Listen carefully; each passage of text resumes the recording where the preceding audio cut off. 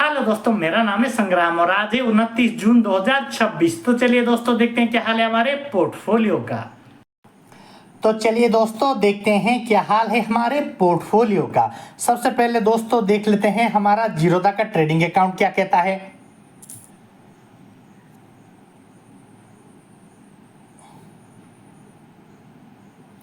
और दोस्तों Nifty bank हमारा 130 से 140 पॉइंट के करीब गिरा हुआ है, जो कि हमारा 0.5% के करीब है।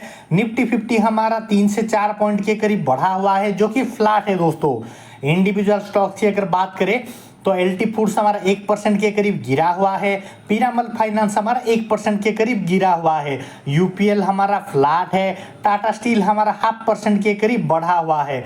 जनरल इंश्योरेंस हमारा 0.5% के करीब गिरा हुआ है। पीएफसी हमारा 1 से 2% के करीब गिरा हुआ है।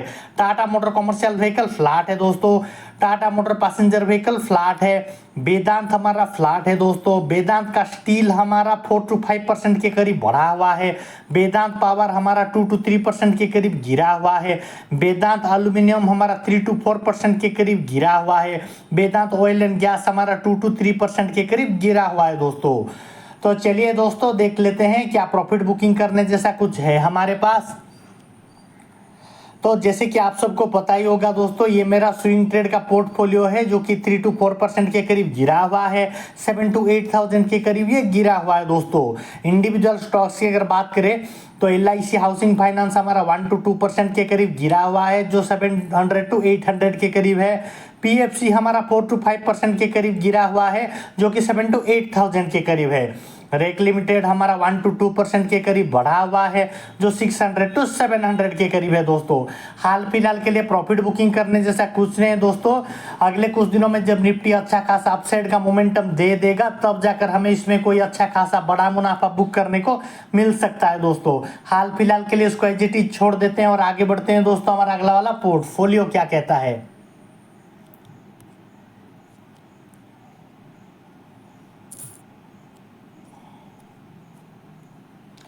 तो ये है दोस्तों हमारा कोटक नियो का पोर्टफोलियो, जिसमें हमारा ओवरऑल प्रॉफिट 13 to 14,000 के करीब दिखा रहा है। टोटल रिटर्न्स हमारा 52 to 53% के करीब देखने को मिल रहा है दोस्तों, जो कि एक अच्छा खासा रिटर्न है दोस्तों। इंडिविजुअल स्टॉक्स की अगर बात करें तो एलटी फूड्स हमारा 13 to 14,000 के करीब बढ़ा हुआ है। 52 to 53% के करीब ये बढ़ा हुआ है दोस्तों। और यहाँ पर हमारे विमप्लास्ट के सारे स्टॉक गायब हो गए हैं दोस्तों। इसका मर्जर हेलो वर्ल्ड के साथ हुआ है। जब इसका मर्जर पूरी तरीके से कंप्लीट हो जाएगा, तब हमारे पास ये सारे के सारे स्टॉक वापस आ जाएंगे दोस्तों। हाल फिलहाल के लिए गायब हो गए हैं, कुछ दिनों के बाद ऑटोमेटिकली हमारे पास ये सब आ जाएंगे दोस्तों। तो चलिए दोस्तों आगे बढ़ते हैं। हमारा अगला वाला पोर्टफोलियो क्या कहता है।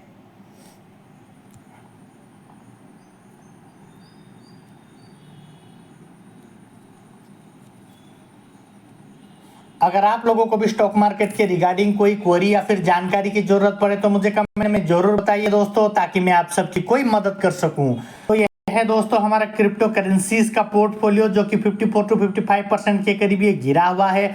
आज के दिनों में 0.5% के करीब ये बढ़ा हुआ है दोस्तों। जैसे कि आप सबको पता ही होगा दोस्तों, ये सब लॉन्ग टर्म की चीजें हैं। जब तक 5-10 साल तक हम इसको होल्ड नहीं करेंगे, तब तक हमारे हाथ अच्छा खासा क्रिप्टो करेंसी कोई लगेगा ऐसा एक्सपेक्ट नहीं कर सकते दोस्तों।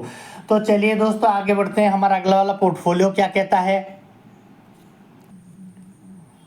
तो यह है दोस्तों हमारा ग्रो का पोजिशनल ट्रेड वाला अकाउंट, जिसमें हमारा 1 डे रिटर्न में 3 to 4,000 के करीब गिरा हुआ है, जो कि 0.5% के करीब है।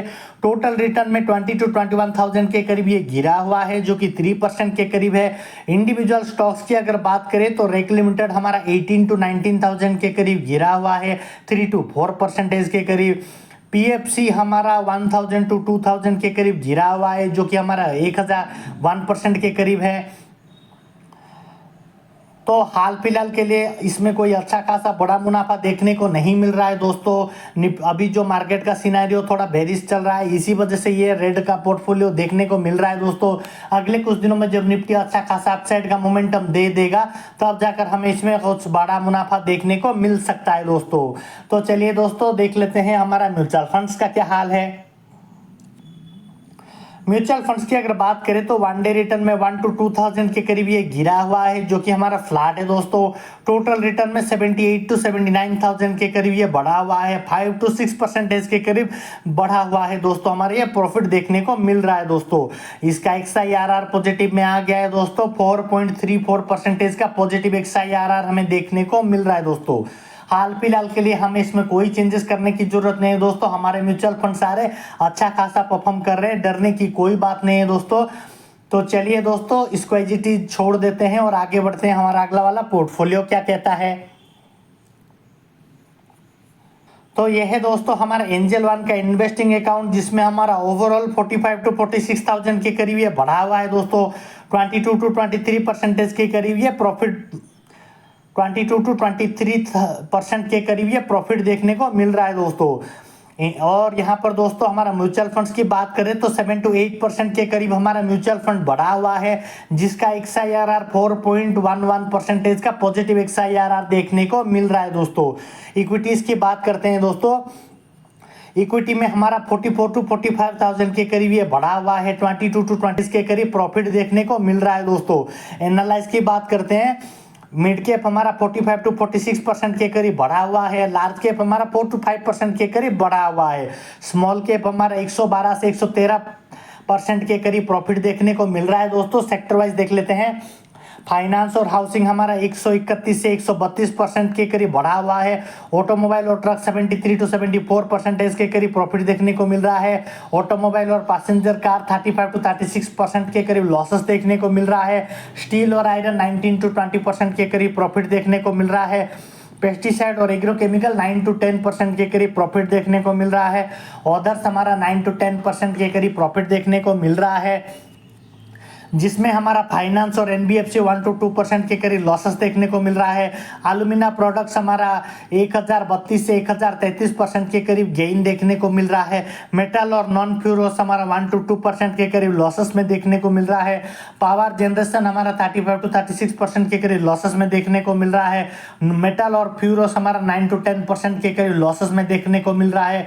ऑयल और रिफाइनरीज हमारा 71 to 72% के करीब लॉसेस में देखने को मिल रहा है दोस्तों। तो चलिए दोस्तों, इंडिविजुअल स्टॉक्स का हाल भी देख लेते हैं। वेदांत एल्यूमिना हमारा 1031 से 1032% के करीब बढ़ा हुआ है। पीरामल फाइनेंस हमारा 131 से 132% के करीब बढ़ा हुआ है। Tata motor commercial vehicle 74 to 75% के करीब बढ़ा हुआ है। टाटा स्टील हमारा 19 to 20% के करीब बढ़ा हुआ है।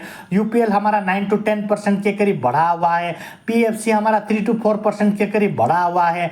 वेदांत हमारा 1% के करीब गिरा हुआ है। जनरल इंश्योरेंस हमारा 5 to 6% के करीब गिरा हुआ है। वेदांत स्टील हमारा 9 to 10% के करीब गिरा हुआ है। Tata motor passenger vehicle 35 to 36% के करीब लॉसेस में देखने को मिल रहा है दोस्तों। वेदांत पावर हमारा 36 to 37% के करीब लॉसेस में देखने को मिल रहा है दोस्तों। वेदांत ऑयल एंड गैस हमारा 71 to 72% के करीब लॉसेस में देखने को मिल रहा है दोस्तों। तो हाल फिलहाल के लिए डरने की कोई बात नहीं है दोस्तों, हमारा इक्विटी अच्छा खासा परफॉर्म कर रहा है। तो चलिए दोस्तों, मिलते हैं हम हमारे अगले वाले एपिसोड कल में।